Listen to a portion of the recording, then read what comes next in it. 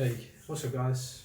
So, I made another video for you guys. So, today we're going to talk about mind, how to understand our mind.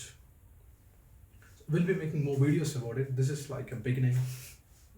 So, there is always two voices in our head. There are voices in our head, and we can identify that voices into two different categories. One is mental chatter, and one is true inner voice. And the mental chatter, it is very interesting. The nature of mental chatter is doubt based. It always wants to create doubt in you. It always feeds upon fear, doubt. It always likes that kind of energy, and it believes that I am the effect of the world. The mental chatter doesn't want to take responsibility for the life. It believes I am the effect. It doesn't have the guts to confront with the fact that we are the cause of our reality. It is the mental chatter is not responsible. It doesn't like to take responsibility. It wants to blame others. That's the nature of mental chatter. Whereas the inner voice, it believes I am the cause of the reality. I can create my destiny. It is always supportive. It is always harmonious. If you have a vision,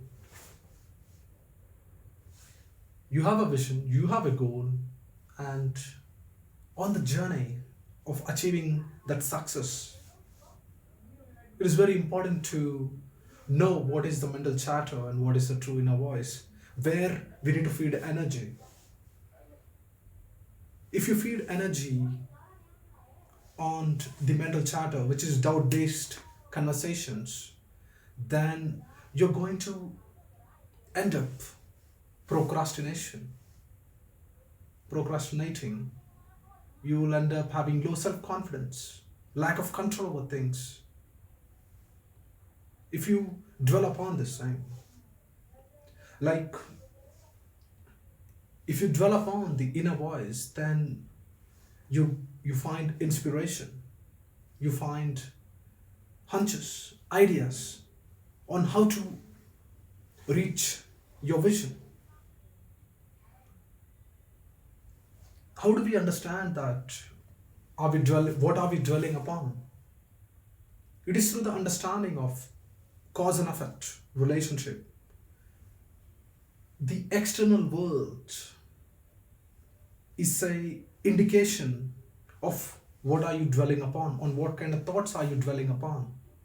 If you end up procrastinating, if you end up having low self-esteem, then it is a indication that you are dwelling upon the mental chatter. That is the cause. And we need to change the cause. We need to honor our inner voice. We need to honor it, honor that voice, so that we can tap into inspiration mode, where we tap into the ideal state of mind, where it is easier for us to achieve our goals. So, one of the ways to get into tune with your inner voices, one of the facilitator is the three versions of you, like Vishnu 1, Vishnu 2, Vishnu 3. Vishnu 3 is the past self, Vishnu 2 is the current self, and Vishnu 1 is the higher self who is in alignment with the goal he wants to achieve.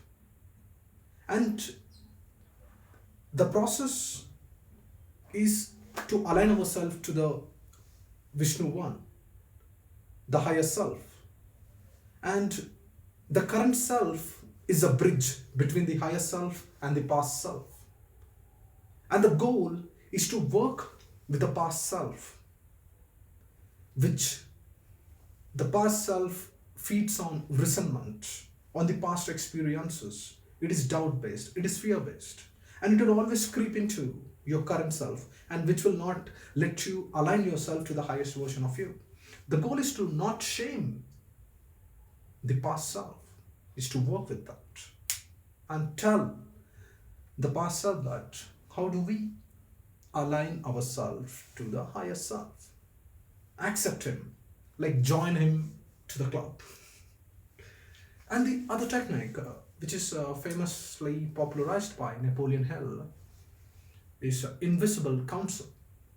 So what you do is like you imagine four different people in your life whom you find inspiring.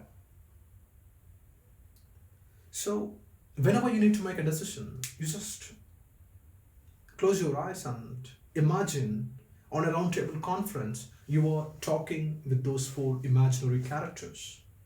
And then having the conversation with those ideal imaginary characters, you get in tune into your inner voice.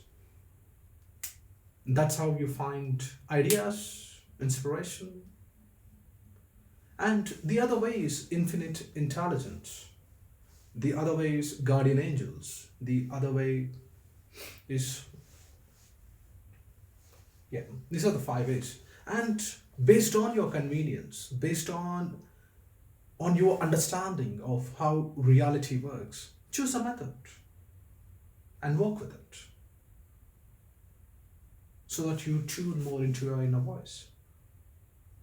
And there are other attributes of the inner voice. It's like the inner voice is more of accepting, the mental chatter is of rejecting. It is more flexible, it is more rigid, it is more allowing, okay. It is more controlling. It's like power versus force.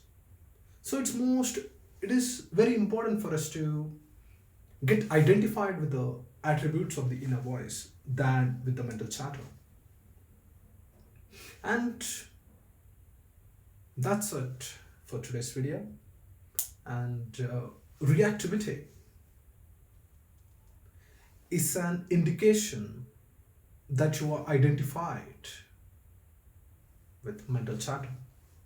Proactivity is a sign that you are identified with inner voice. So each time you find yourself reactive, then understand, take a step back, take a pause, and reflect upon it. Okay, I'm getting identified with the mental chatter, and let me let go of it and get identified with the attributes of the inner voice. And that's how you become more proactive. That's how you improve your self esteem,